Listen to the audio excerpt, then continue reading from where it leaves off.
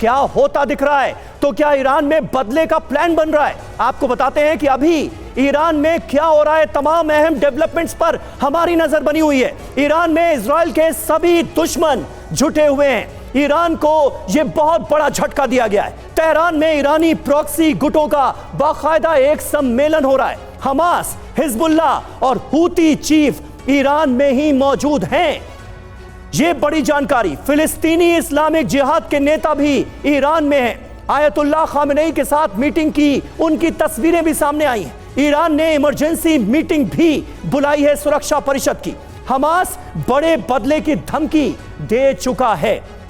तो कुल मिलाकर यह सब कुछ होता हुआ नजर आ रहा है। बड़े डेवलपमेंट्स ईरान में हो रहे हैं, क्योंकि हैं तो ये तीन के तीनों ही ईरान के प्रॉक्सी, चाहे हूती हो, हिजबुल्लाह हो या फिर हमास। हमास का जड़ से खात्मा करने की कसम खाई थी इजराइल ने और हमास की टॉप लीडरशिप का खात्मा कर दिया गया है। तो क्या चतुर्वेदी सर, अब इजराइल अपने मकसद के बहुत करीब नजर आ रहा है? 7 अक्टूबर को जो इजराइल को दहलाया गया, जो बड़ा हमला अंजाम दिया गया, ये तो सीधे सीधे उसका बदला ले लिया इजराइल।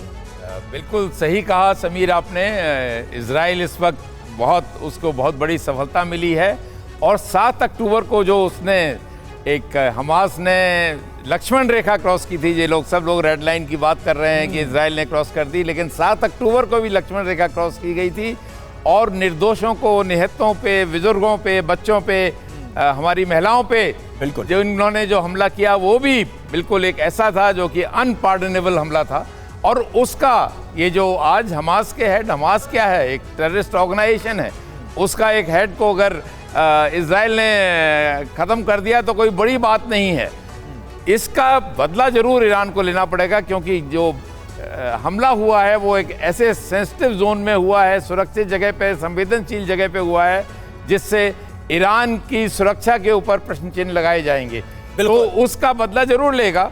लेकिन मैं समझता हूं कि ऐसा कोई हाई वैल्यू टारगेट पे नहीं अटैक करेगा, वो किसी लॉजिस्टिक सपोर्ट। बिल्कुल चतुर्वेदी सर, क्योंकि हमला भी कहां पर अंजाम दिया गया, जहां पर ईरान के राष्ट्रपति का ठिकाना, वहां से महज 150 मीटर की दूरी पर एक और बड़ी खबर का रुख कर रहे हैं। इस्माइल हानिया की मौत पर रूस की तीखी प्रतिक्रिया।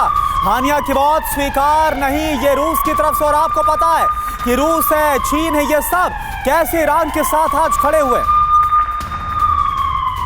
तो हमास के चीफ इस्माइल हानिया की मौत स्वीकार नहीं है रूस को, यह पहला बयान रूस की तरफ से।